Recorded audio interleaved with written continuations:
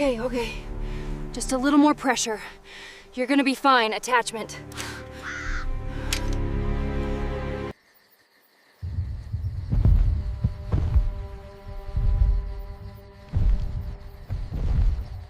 Do you believe a Bigfoot once returned, not to haunt, but to repay a human with kindness? In 1984, Mae Whitford, heartbroken after losing her only child, retreated into the forests of North Carolina to disappear from the world. But one misty morning, she found something incredible. A young Bigfoot, injured and trembling, caught in a rusty hunter's trap. Instead of running, Mae helped. 11 years later, in the deadliest winter of her life, that very creature, now grown, returned in silence. No words, just neatly stacked firewood, forest herbs, and fresh food on her doorstep, left beside 2 sets of footprints in the snow, and a hand-carved wooden tablet, retelling everything she did. Without a single word, they remembered. Stories like these remind us, kindness crosses all boundaries, even those between species. Now, I'd love to know, where are you watching this from? What's your name, dear friend? Could this story reach someone who still believes in wonder, kindness, or Bigfoot? If this touched your heart even a little, consider liking and subscribing. Not just for more stories, but to help build a community that sees Bigfoot not as a monster, but as a mystery worth loving. Sending all my warmest greetings, wherever you are in the world. The old pickup grunted as it clawed its way up the narrow dirt road, gears clanking like tired bones. Mist hung low over the winding ridge, draping the trees in pale gray lace. Headlights, dull yellow cones barely cutting through the mountain fog, bounced off branches slick with dew.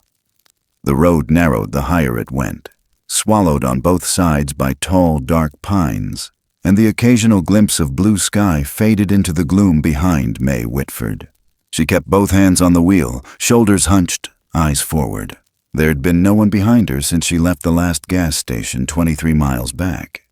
That was the idea. The truck wheezed as it reached the crest. The tires slipped briefly in wet clay before finally leveling out. Mae exhaled through her nose. Not relief, just release. The cabin appeared ahead like a memory someone forgot to erase. Wood warped by time, roof slumped to one side, stone chimney crooked as a spine, and weeds curling along the warped porch steps like vines reclaiming their own. She killed the engine. Only the ticking of the cooling metal, the creak of wood settling, and the far-off rasp of cicadas remained. Mae sat there longer than she meant to. Her fingers lingered on the steering wheel, eyes fixed on the cabin door. Her breath fogged faintly on the inside of the windshield, though it wasn't that cold. The back seat was cluttered with moving boxes, most sealed, some half open. But one sat beside her in the passenger seat, taped once and then torn open somewhere along the drive. On top of it, slumped sideways, was a child's doll. Soft cotton, faded pink dress, one button eye missing. She reached to straighten it, hesitated, and then flipped a small photo frame over, face down. Wind stirred the treetops. She reached for the door handle. Inside the cabin, the air hit her like a breath held too long. Dust. Old wood. A trace of ash and cold iron from a fireplace unused since the spring her mother died. Everything had the hush of a house that hadn't been spoken to in years. She pushed the door open with her hip, stepped in slow. The floors creaked beneath her boots. A small raincoat hung behind the door. Sun yellow, child-sized, with a missing snap at the collar. Mae stood still. She didn't touch it. Instead, she walked past it, arms wrapped around herself, her eyes flicking to familiar things worn strange by time. The dining table scarred by years of elbows and cutlery. The old radio with its wire wrapped carefully in a loop, as if someone once meant to take it but never did.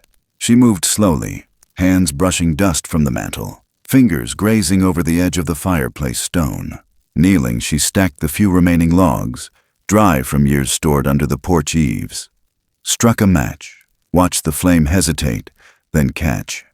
Orange glow bloomed across her face. She opened a window just enough to let the smoke pull. The light spilled in, gold slicing through floating dust motes like some cathedral of the forgotten. She warmed her hands without thinking. That night, she ate from a can, sitting at the edge of the table like a guest in her own home. One spoonful at a time. Nothing tasted. The only sound was the low crackle of the fire and a tinny voice from the radio, drifting in and out of signal. A country station too far to come in clear, or maybe a talk show. She didn't care.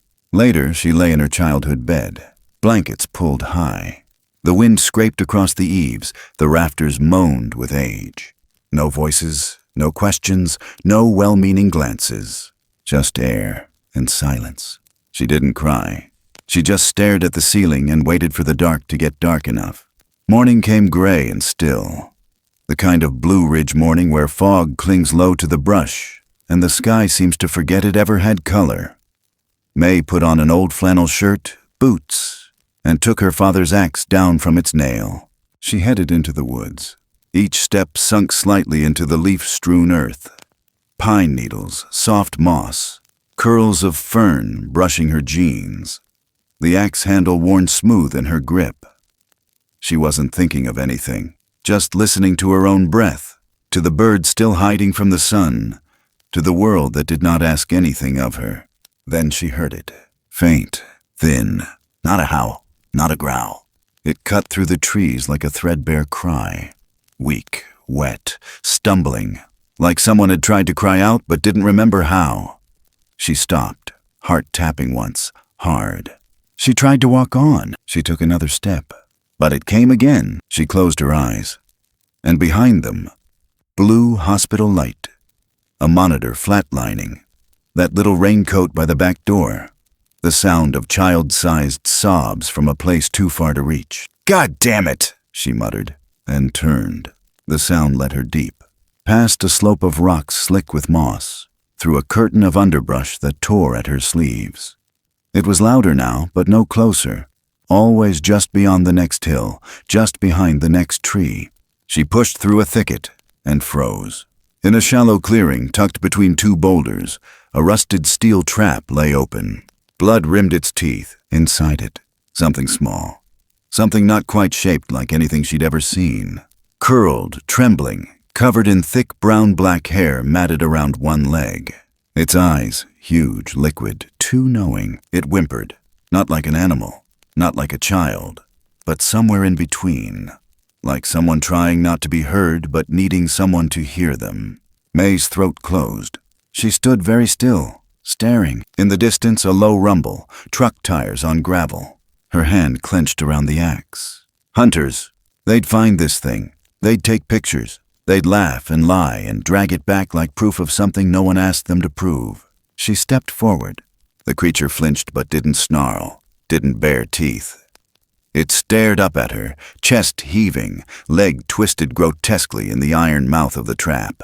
She crouched low, her hands trembling. A branch. She used it to press against the trap's lever, the steel groaning in resistance.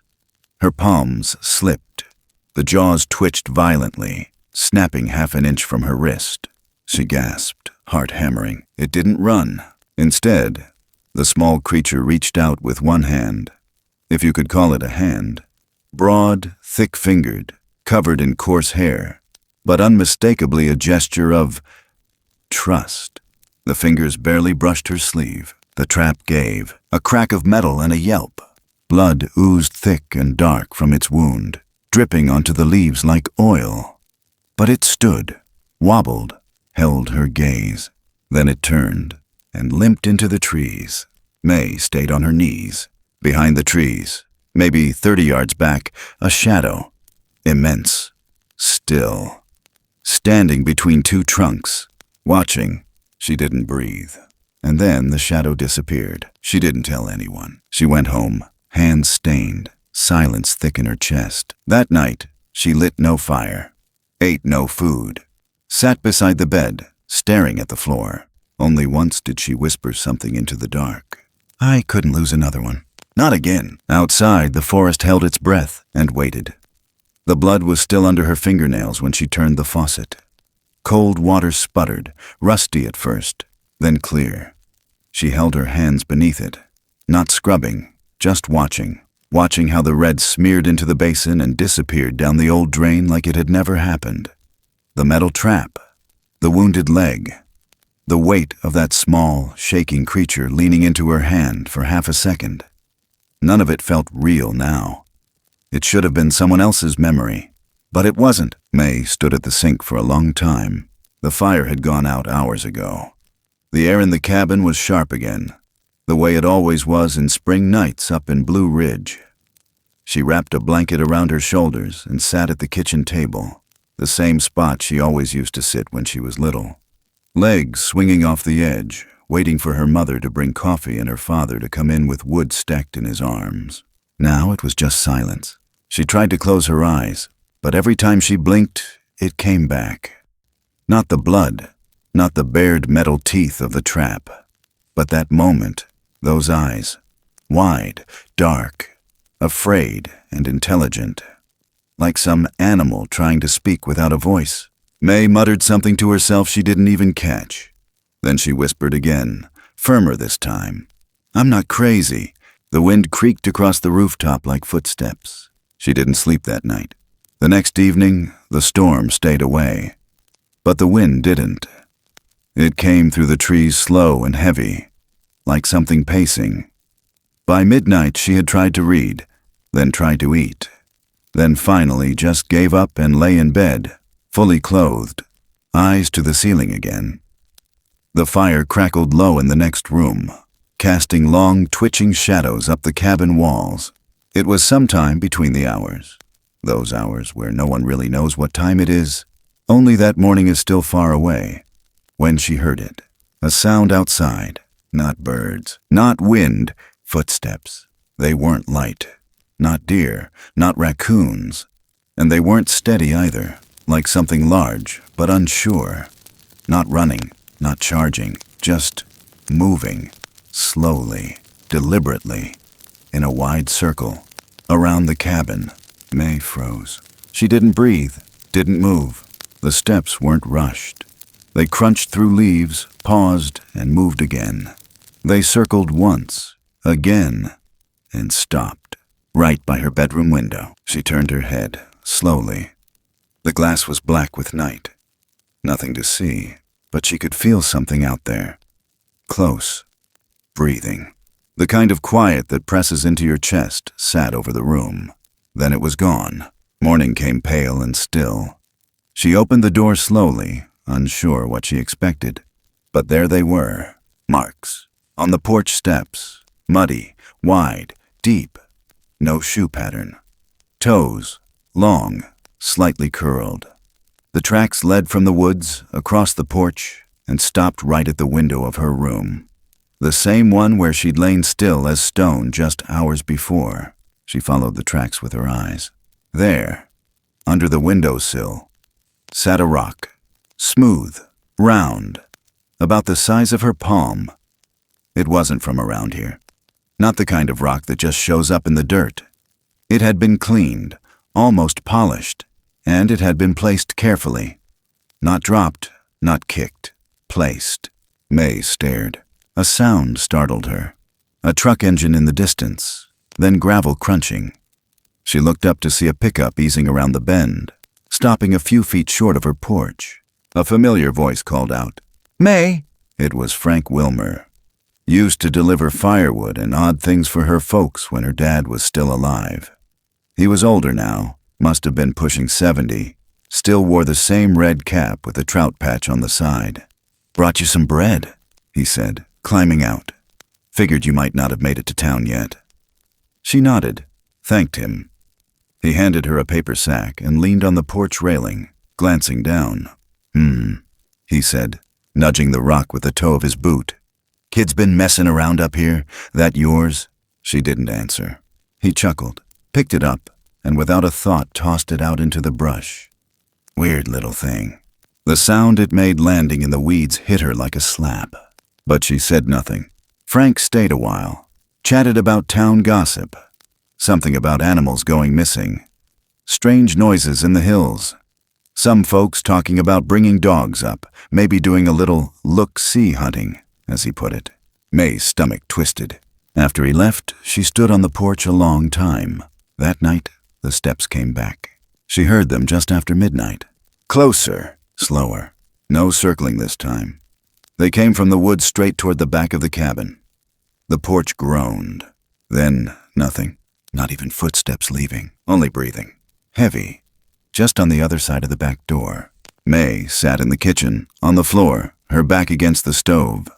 She held her knees to her chest. The oil lamp flickered. Her heart beat hard enough she could feel it in her gums. Still nothing. She closed her eyes. The wind didn't howl. It whispered. Minutes passed. Or hours. She didn't know. Eventually it faded. She waited longer. When she finally opened the back door at dawn, nothing was there. No tracks this time. Only a faint smell of wet earth.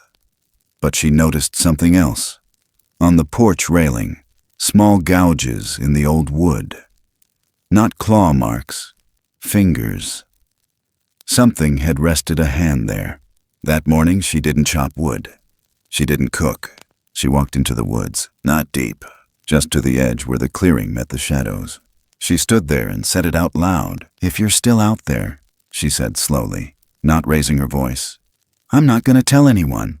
I won't bring people. I won't let them find you." Her voice broke halfway through the sentence. "I didn't tell them about the little one. I won't. I swear." Silence. Then a soft crack. Just one. A single branch snapping from deep inside the trees. Not close, not far. Just enough. She exhaled like someone who'd been underwater too long. From that night on, something shifted. She still locked the doors, still kept the windows shut when the wind picked up, but she wasn't afraid in the same way. Not exactly. It was more like being watched by someone who didn't want to be seen, but also didn't want to leave. There were no more rocks. But every now and then, in the morning, the grass would be pressed flat just off the porch, like someone had sat there, or knelt, waiting. And sometimes, when she lay in bed, radio whispering static from the other room, she could feel it again. That breath on the other side of the glass. Not threatening, not cruel, just there. Mae didn't understand it. Not completely. But she started leaving a lantern lit by the back door. She stopped sweeping the porch every morning. She began listening to the forest differently. And when the wind moved through the trees, she didn't call it wind anymore. She called it company. It had been 3 days since the steps circled her cabin. 3 nights since the breath behind the door. Mae hadn't seen a single shadow since, but something had settled in her gut like the kind of silence that means someone's listening. That morning she rose earlier than usual. The light wasn't fully in yet. Just a soft spill of gray that pressed its face against the window panes. The forest outside was hushed and wet, like the whole ridge had exhaled in the night and forgotten to inhale again. She moved through the cabin like she didn't want to wake it. There was a jar of dried wild mint her mother had kept in the cupboard. She opened it carefully, breathing in its sharp, ghost-familiar scent. Beside it, tucked behind an old loaf tin, was a bundle of cloth. The kind her father used to wrap wounds on the trail. She folded it, slow and neat, and placed it in a small tin box, along with the mint, a strip of pine sap, a pinch of dried yarrow, and a small bottle, filled from the kettle, still warm from the fire. She added a piece of paper. No words, just a square, blank, but placed deliberately on top like a cover for something sacred. When she stepped outside, the frost hadn't yet let go of the porch rails. Her boots left prints in the grass, but she didn't look back. The spot was easy to find. It was where she'd first heard the cry, just past the slope, near the flat rock and rusted trap. The trap was gone now, either taken or buried or dragged off by time. But she remembered the exact stone where she'd crouched, where that small creature had clung to the edge of her sleeve. She knelt and set the tin down carefully. Not hidden, not flaunted, just placed, with intention. Then she stood, turned, and walked away without looking back. Halfway home, she whispered it under her breath. "If you're still hurting, use this." The day passed slowly. The fire cracked in its usual rhythm. The radio played a hymn she hadn't heard in years. She read 3 pages of a book she couldn't remember picking up, then stared out the window for an hour without blinking. Nothing came. But that night, as the last coals in the hearth dimmed to an amber pulse, something shifted. It was the scent first. Not wood smoke, not rain, flowers. She opened the door before dawn. The mist was still rising off the ridge, and in the hush, there it was. A bundle, not tossed, not dropped, placed right on her porch, resting on the old doormat like a guest who knew better than to knock. Wildflowers, but not wild in the way most would mean. These weren't weeds from the roadside. No, these had been chosen, arranged, from smallest to largest, stem to bloom. A sequence of intention: goldenrod, ironweed, fire pink, tiny, delicate bloodroot, one blue cohosh in the center, just beginning to open. She stood there in her wool socks, the cold biting through, and she didn't move, just stared. The air was thin with morning, and for the first time in months, Mae felt something behind her ribs give a little. Not break, just give. She brought the flowers inside, placed them in the mason jar where her mother used to keep feathers. It sat on the table like a question without a need for an answer. Later, she sat in her chair by the window, watching the light creep across the wooden floor. And she thought of her daughter, not as a memory, but as a sensation. A flash of tiny fingers pressed against her palm, a giggle down a hallway, the sound of boots too big being dragged across the porch. Her girl used to bring her flowers too, or rocks, or bottle caps she'd found near the creek and thought were treasure. Mae would always take them like it was the most valuable thing in the world. Because it was. She looked at the bundle again. The flowers. The way they curved slightly to the right like they'd been carried carefully, maybe clutched close in a larger hand, not used to gentleness. No one gives flowers to a woman who lives alone past 40. But something had. She didn't sleep much that night. A storm moved through around 3 a.m. Nothing loud, just a gentle tapping against the windows and the whisper of leaves turning in their sleep. She woke just before dawn, heart already beating hard. She didn't know why. Just felt pulled. She dressed in layers, took a thermos, and set out before the sun made it over the trees. The trail was damp, soft underfoot, the air thick with pine and something older, something like stone and earth. She didn't follow a path. She followed instinct. It led her past the southern bend of the ridge, toward the clearing her father had once used for splitting logs. She hadn't been there in years. The stump was still there, split, worn, slick with moss. But that wasn't what stopped her. It was the carvings. Rough, not human-made, not with tools. The bark had been scratched, no, gouged, by something with strength and control. Shapes, simple, primal. A tall figure, a small one, a curved arc above both. Protecting, or sheltering, she stared at it until her knees felt weak. She stepped closer, reached out, pressed her palm to the bark. It was cold, but something pulsed behind it. She closed her eyes and whispered. Not a prayer, not a plea, just truth. "I didn't do it for thanks," she said. "I just couldn't watch another child die." The forest didn't answer, not in words, but something shifted again.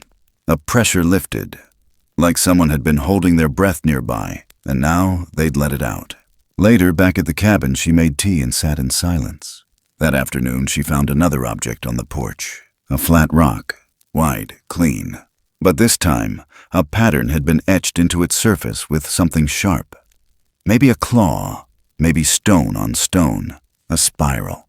Then a mark beside it. Then a second.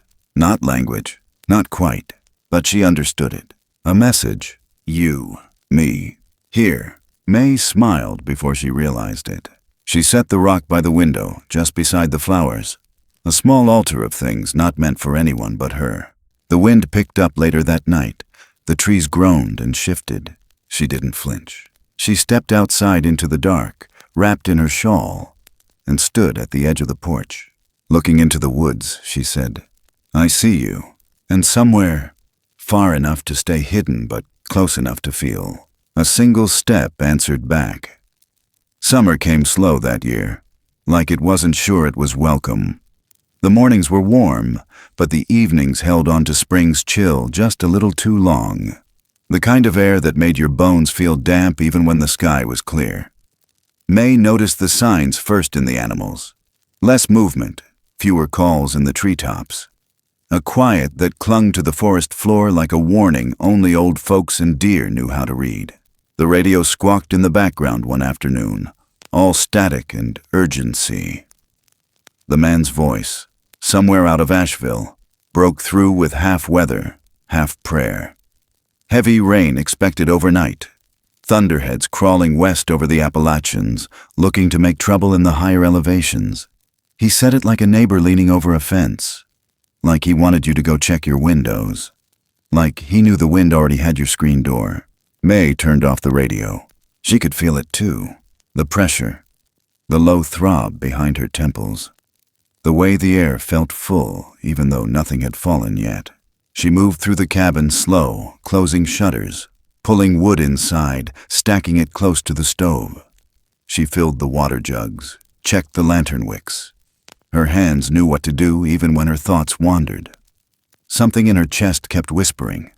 Tonight would not be gentle. When the sky turned that strange shade of green-gray, she stood out on the porch, watching the ridgeline disappear into clouds. A low growl of thunder rolled somewhere beyond the trees. Not sharp, not close, just enough to promise worse. The wind picked up. She stepped inside and bolted the door. By nightfall, the rain had started. Thin at first, just a steady tapping across the tin roof. But the trees outside were restless. They swayed in a way that made her think of old hymns. Like something older than her was trying to rise up and speak through the branches. Mae sat by the fire, boots on, coat near the door, flashlight beside her knee. Then she heard it. A sound she hadn't heard since the trap. Not quite a cry, not quite a moan, but pain, muffled by the forest. It came through the rain like something remembered. A voice without words, low, wet, distant, but familiar. Mae's head snapped up, her breath caught. It couldn't be. But her body moved before her mind caught up. She pulled on her coat, grabbed the flashlight, half its yellow beam eaten by the dark, and stepped out into the rain. The wind hit her like a shove. Branches scratched across her face. Mud clung to her boots. But she followed the sound, steady, one foot after another, into the heart of the woods. Lightning split the sky somewhere to her left. The trees flashed white and then were gone again, swallowed back into shadow. She pressed forward.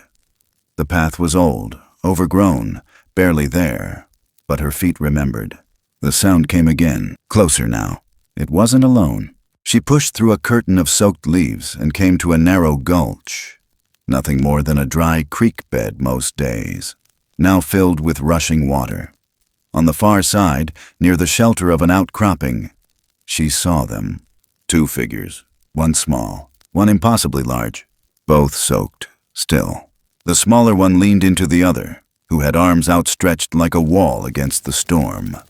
Broad shoulders, water cascading off matted fur like a tarp in the rain.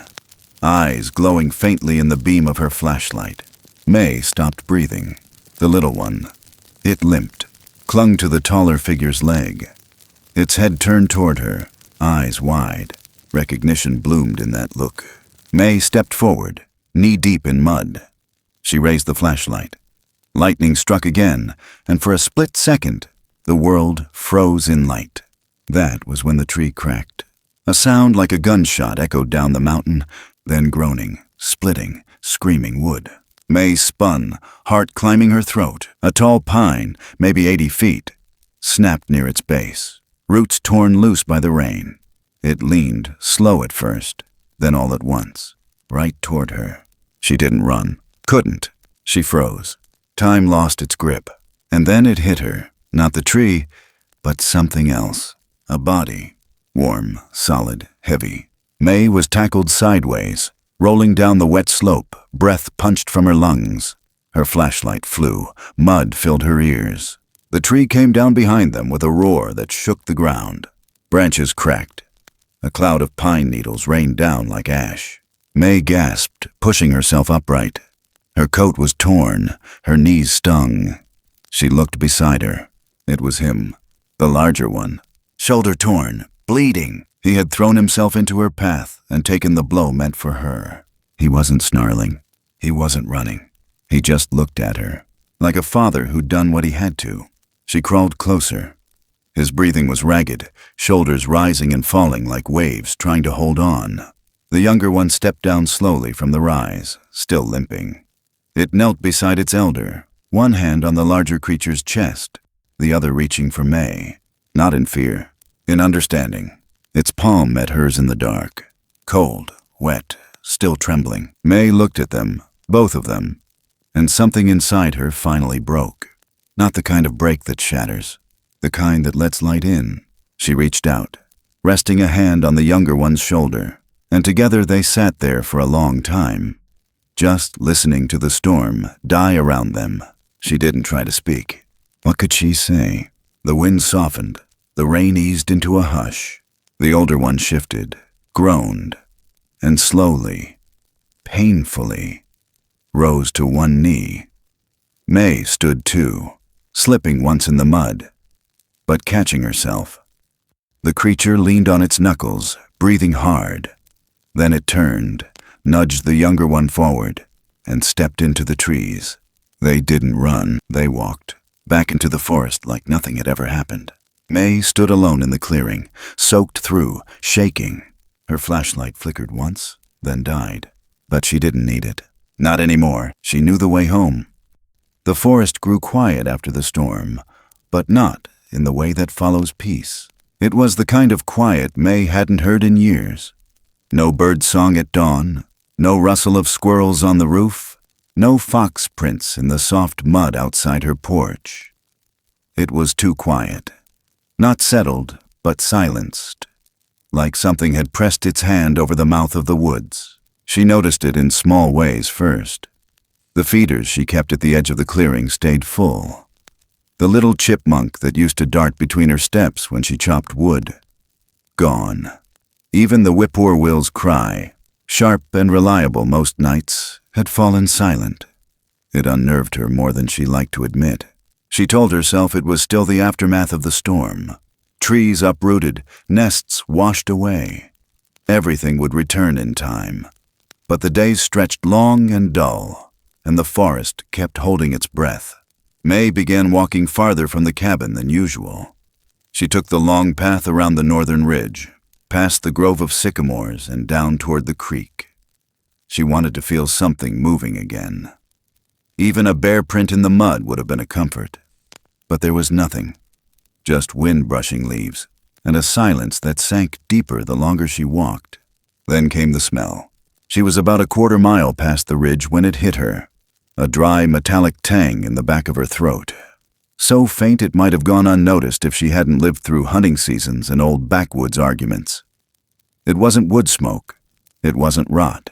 It was gunpowder, not fresh, but recent enough to stay in the air. She slowed her steps, heart steady but alert.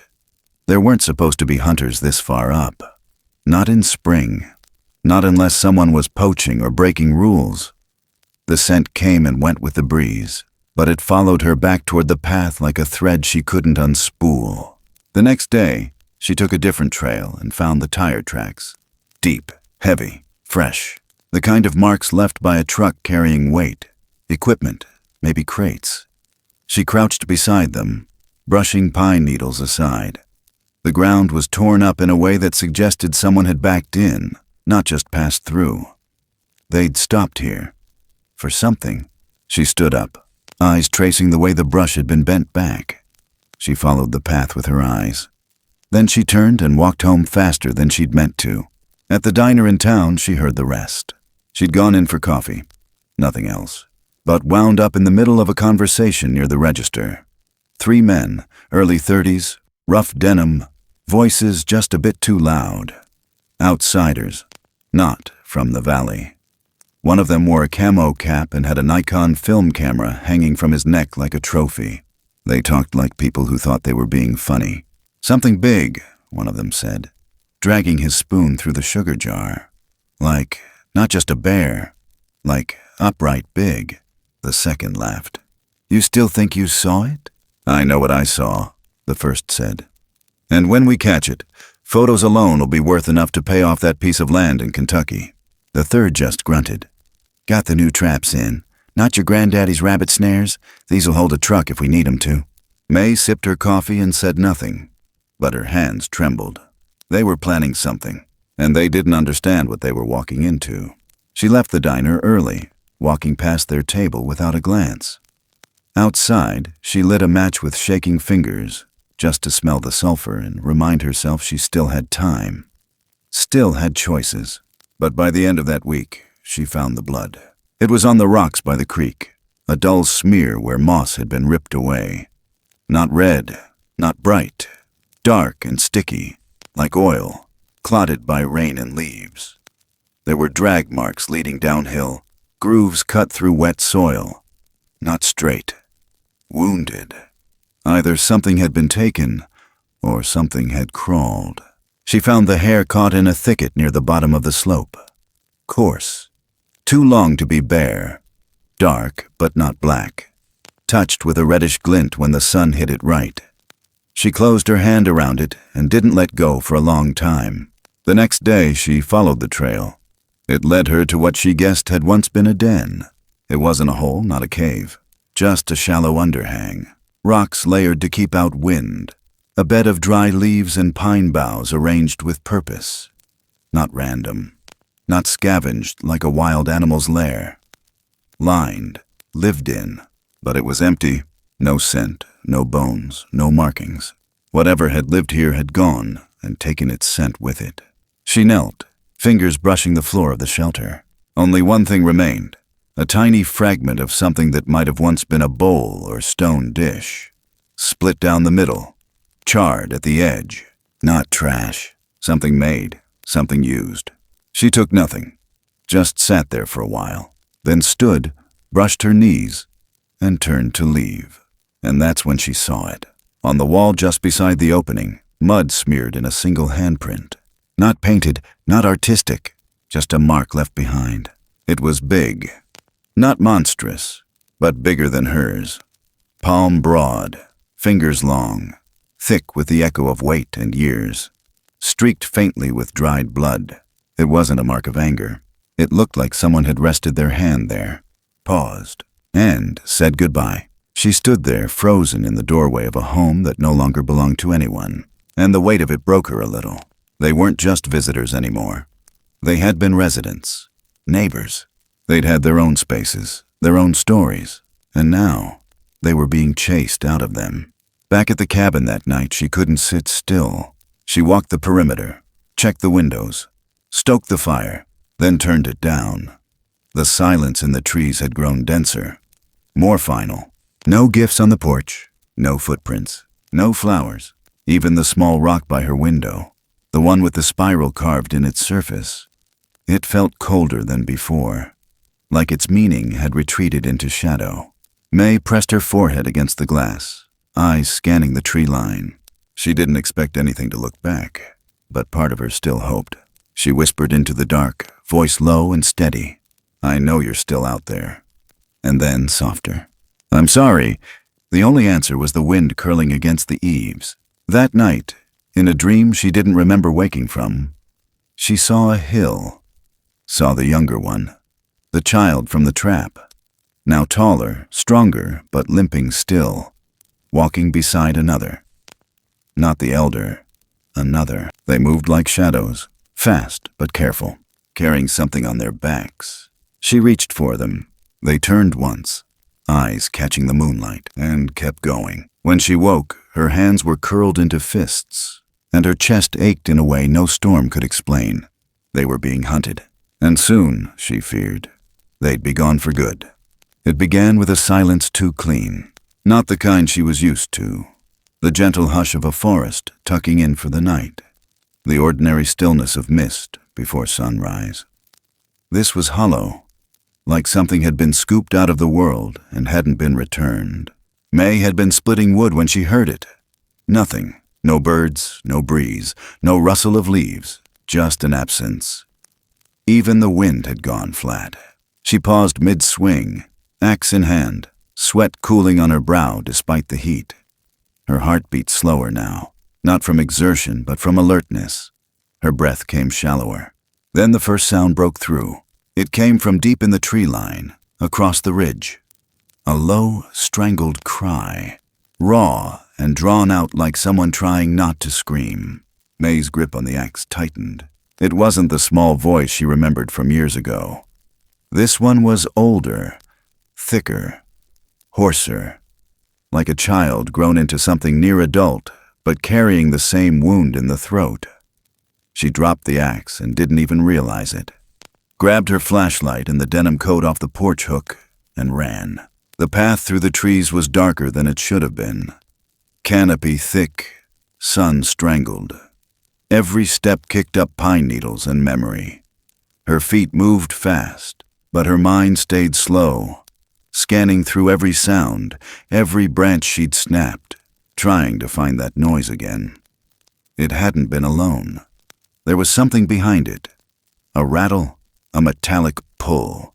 She cut through the brush, following instinct more than direction. The crying came again, closer now, clipped at the edges like it was being bitten back. It sounded like pride trying not to whimper. Then she saw it, half hidden by roots and fern and shadow, a shape hunched low to the ground, shoulders heaving, fur matted and dark with sweat. Not small anymore, but not yet massive. Still growing into the body that towered above her years ago. He was caught. His leg, bent at an awful angle, was twisted inside a steel cable trap that looped high into the low branch of a bent dogwood. Blood, black-red, had soaked down into the soil. His hands clawed at the earth, not the trap, like he'd already given up trying to free himself. Mae didn't speak, didn't call out, just moved closer. He turned, eyes wide, nostrils flared, breathing like an engine choking on the last drops of fuel. For a second, his muscles tensed. Shoulders rose.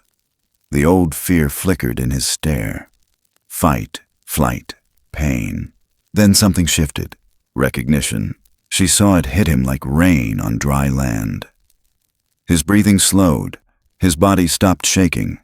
His eyes stayed on hers and didn't move. She stepped closer. The steel trap groaned under his weight. A hiss escaped between his teeth. If he had teeth like that. She didn't look. She didn't need to. Mae crouched beside the trap. It was newer than the last one. Reinforced, wired with tension in its coil. This wasn't a hunter's tool. It was military-grade, cable-tight and bolted into the bark of the dogwood like it belonged to something prepared to drag whatever it caught. She whispered, half to herself, half to him. "Goddamn animals!" Her hands moved fast. She didn't stop to think. Pulled her coat off and tore the sleeve with her teeth. Pressed it around the leg above the trap. His breath hitched, but he didn't pull away. Then came the problem. The trap was spring-loaded from above, designed to choke the harder the creature pulled. If she released it now without planning, he'd bleed out before they made it 5 feet. She stopped, looked at him, and realized the real choice wasn't about him. It was about what came next. If she freed him and left blood, hair, and cable marks, the hunters would trace it back. They would follow the trail, mud, claw, print, all the way back to wherever he ran. And they'd bring more traps, more cameras, more men. But if she left him here, he would die slowly. Not from the trap, from the pride, from the fear, from what it meant to be a creature caught by man. Mae pulled a rock from her pocket, flat, wide, used for pounding herbs once, and smashed it into the base of the trap mechanism. The metal didn't break, but it cracked enough for the tension to slacken. She whispered sharp, "Don't move yet." She kept smashing, again and again, until the wire frayed loose. When the loop dropped, he grunted and twisted away, leg dragging but free. Blood ran faster now. Mae didn't flinch. She wrapped the cloth tighter, tied it off, and pointed. Not west, where the hunters likely waited. Not north, where the trap line ran deeper. She pointed east, back toward the old den, the one they had abandoned, the one no human knew. He stared at her. She didn't say a word. Then he turned and limped. One step, another. He looked back once, just once, then disappeared into the brush. Mae stayed there, breathing hard. The blood soaked into her jeans. Her fingers were numb. The trap lay broken beside her. She didn't leave right away. She knelt and used every last bit of her strength to kick dirt over the tracks, sweep pine needles with a branch, and dump water from her canteen to wash the blood trail. It wouldn't be perfect, but it'd buy him time. Just as she turned to go, a voice cracked through the trees. Male, too close. "Hello?" She froze. A beat. "I heard something," the voice said. Closer now, twigs snapping beneath boots. Mae spun, stumbled slightly, and stepped into view. "Hey!" The man startled. Early 40s, lean frame, wide eyes, a rifle strapped over his shoulder. She recognized the face, one of the out-of-towners from the diner. Same cocky stance, but less sure now. "You okay, ma'am?" he asked. "I slipped," she said. "Thought I saw a bear print. Turns out it was just a mess of roots. Almost broke my damn ankle." He nodded slowly, glanced past her shoulder. "You sure you didn't hear anything? Like movement? Something big?" She leaned in. "Smile just a little. Only thing big out here is the ego on the men who think they know this land." His face flushed. He didn't answer. "I was hiking long before you bought your fancy scope and army-grade bear trap," she said, voice low now, sharpened by fury. "You keep leaving gear like that around, someone's gonna get hurt. Might be me, might be your dumb friend. Either way, Forest Service won't like it." She didn't wait for a reply, just walked past him, slow, controlled, every inch of her screaming inside. He watched her go, but didn't follow. Back at the cabin, she locked the door, stripped off the bloody jeans, and stood barefoot in front of the sink.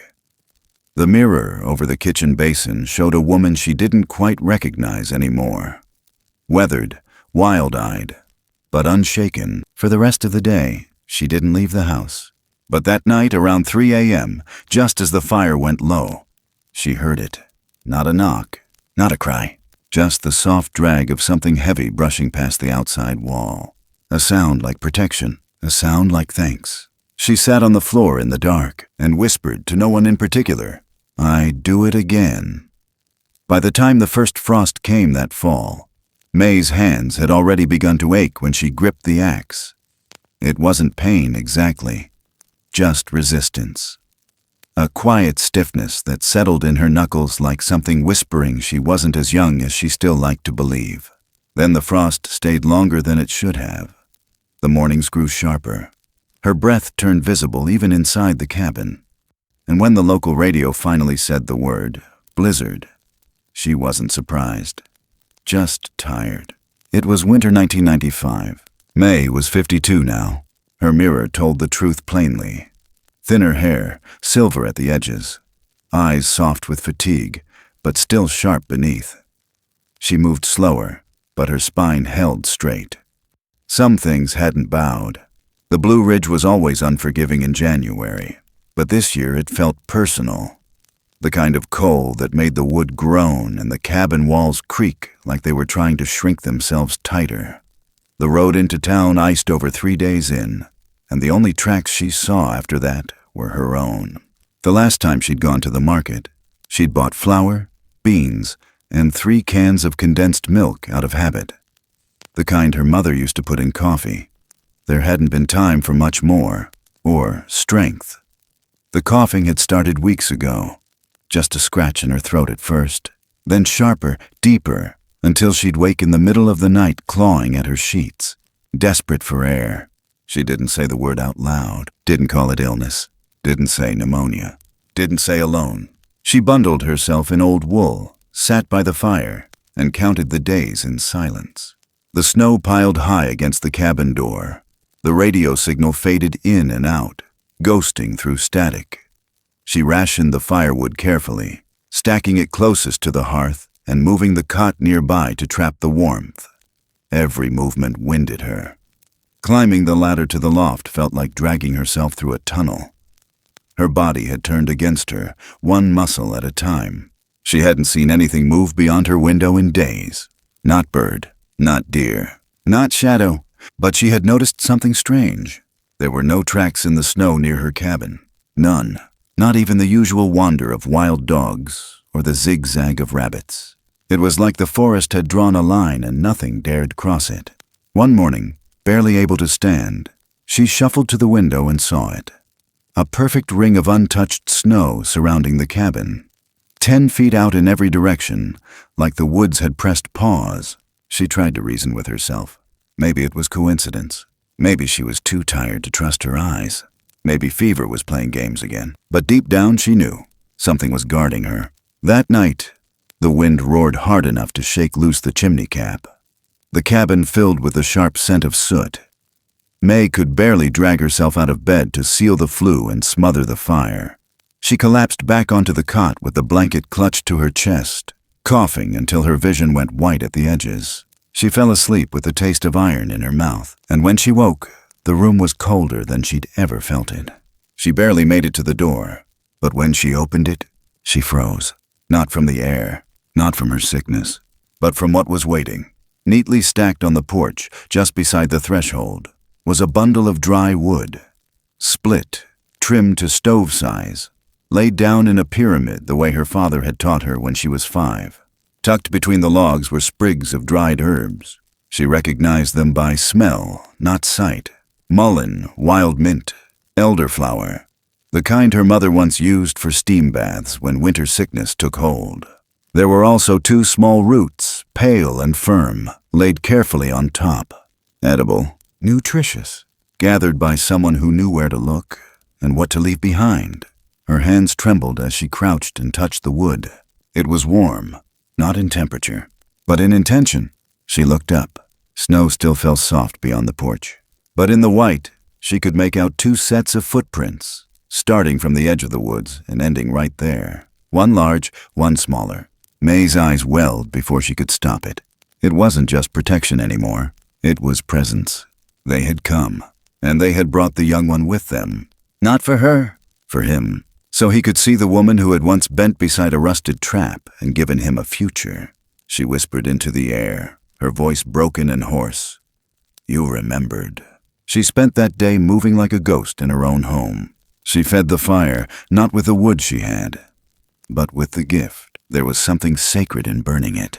Like the act itself was a kind of pact. She brewed the herbs slowly, let the steam rise in a thick cloud and breathed it in through cracked lips. Her cough loosened. Her chest opened a little wider. That night she slept without dreaming, and when morning came, her fever had broken. She wasn't well, but she wasn't dying either. Not yet. She stood again, and when she opened the door the next morning, the footprints were gone, but a stone had been placed in their place. Round, smooth, familiar.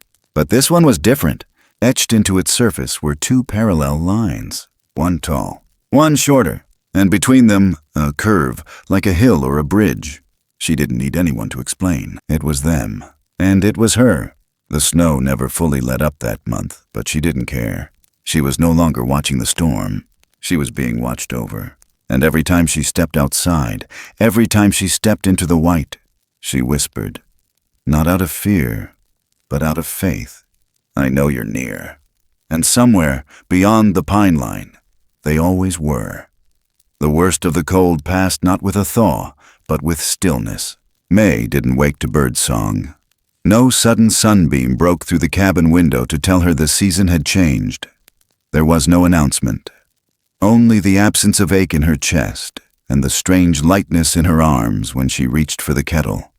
The fever had slipped away sometime in the night, as quietly as it had come.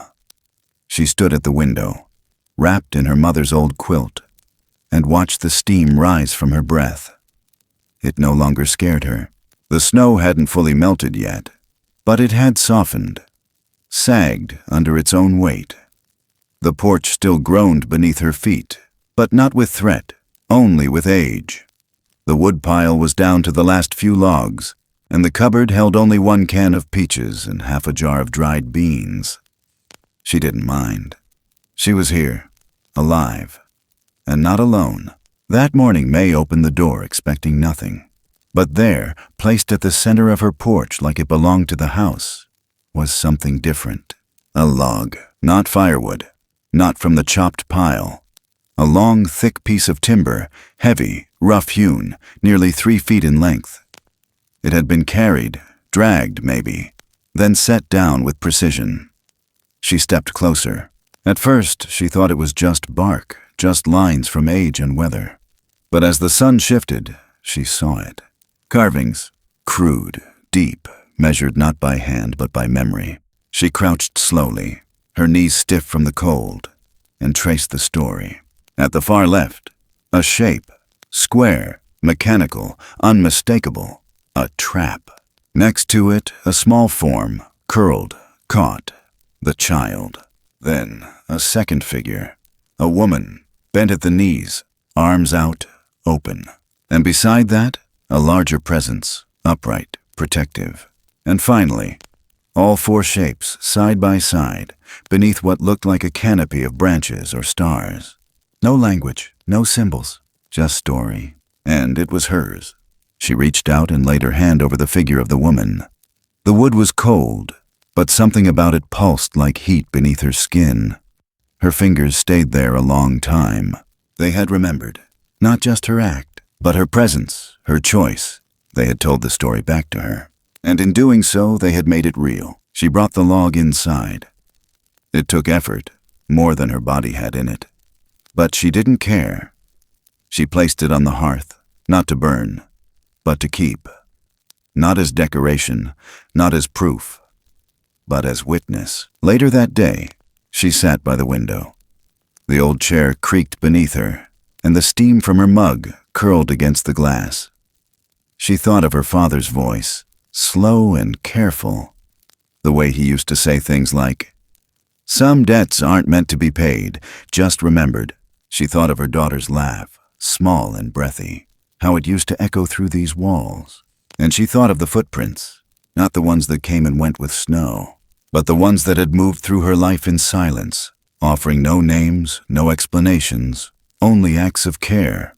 The fire popped softly behind her, and she realized something else. They had stopped coming.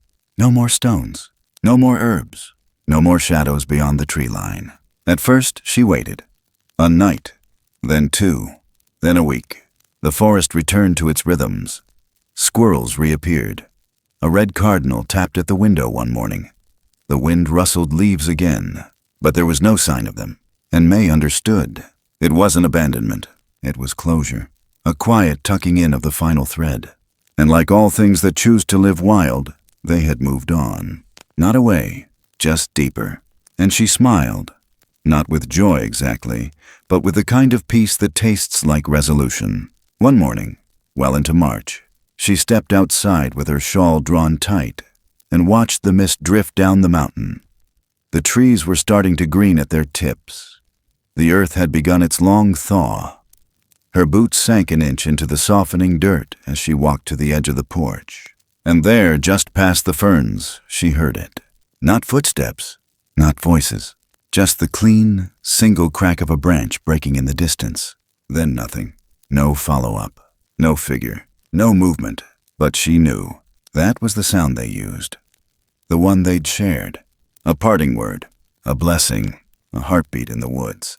She whispered back, low and certain, "I remember," and turned to go inside. That night, for the first time in years, she slept with the window open. The breeze curled around the room like an old friend. The cabin didn't feel haunted by loss anymore. It felt held, steeped in something wordless and deep. In the morning, she stood before the log again. Her fingers traced the final image. The 4 shapes, still, together. She didn't need a name for what they were. She didn't need to define the lines. What mattered was that she had been there. And they had seen her. Not as prey, not as danger, not as threat, but as kin. In some small, wild, irreversible way, She had become a part of their memory, and they had become a part of her legacy. And that was the gift, not the firewood, not the roots or herbs or carvings. The gift was knowing that when she was gone, someone, something, would still remember the shape of her kindness, and it would echo long after her footprints had faded. She closed the door behind her. The cabin settled, and the forest exhaled. There are stories that leave no trace on paper, no headlines, no proof, no trophies held up to the light. They happen in quiet places, between the trees, behind doors where no one thinks to knock. But that doesn't make them small. That doesn't make them less real. Sometimes the deepest kind of goodness doesn't wear a name. It doesn't explain itself. It doesn't ask for applause. It simply arrives when it's needed most, without warning, without credit, without needing to stay. It comes in the form of a decision, a gesture, a hand extended, and then it leaves, trusting the echo to do the rest. The truth is, the world doesn't always reward kindness. It often forgets, but kindness remembers itself. It lives in the ripple. It changes something, even if we never get to see what, and every once in a while, if we're quiet enough, still enough, human enough, it comes back to us, not as payback, but as a promise fulfilled by time. There's something deeply sacred about doing the right thing when no one's watching. Not for the sake of being remembered, but because deep down, we know someone or something always is. Not with eyes, not with judgment, but with the kind of understanding that lives beyond language. Some call it nature, some call it spirit, some simply call it love. And in that space between giving and expecting nothing, we plant something rare. Not just connection, but meaning. A kind of meaning that doesn't need a spotlight to shine. So if this story has settled somewhere quiet inside you, if it's reminded you of something or someone you once knew, or a moment you once gave without asking anything back, then maybe it's done what it came here to do. Maybe you too are a keeper of quiet promises. Thank you for listening and for feeling. These stories only live when someone is willing to hold them. If this journey moved you, we'd love to know. Please share your thoughts in the comments below. What did this story awaken in you? What echoes have you carried? And if you'd like to be here when the next tale finds its way to the fire, don't forget to like, subscribe, and follow our channel. Together, we're building a space for stories that matter, not because they shout, but because they whisper something true. We'll see you in the next one. Until then, stay kind, stay curious, and never stop listening to what the forest is trying to tell you.